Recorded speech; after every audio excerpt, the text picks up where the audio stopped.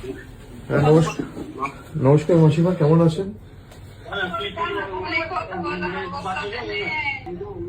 আপনারা থানায় কমপ্লেন করেছেন? যে ছেলেটি ধরা পড়েছিল সে কি যুক্ত ছিল এর সাথে? তাকে ছাড়িয়ে নিয়ে গেছে? আপনারা শক্ত থাকুন, এ নিয়ে মামলা টামলা যা করতে হবে হাইকোর্ট সুপ্রিম কোর্ট অব্দি আমরা আমাদের সামর্থ্য অনুযায়ী পূর্ণ সহযোগিতা করবো, দরকার হলে সুপ্রিম কোর্ট অব্দি যাবো। আপনারা শক্ত থাকুন, তার ব্যবস্থা আমরা করব।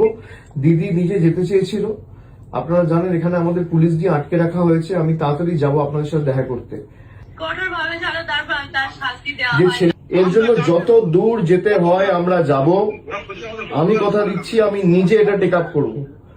আমার যতটুকু সামর্থ্য রয়েছে, সীমাবদ্ধ সামর্থ্য আছে, আমি নিজে হাইকোর্ট সুপ্রিম কোর্টের বিচার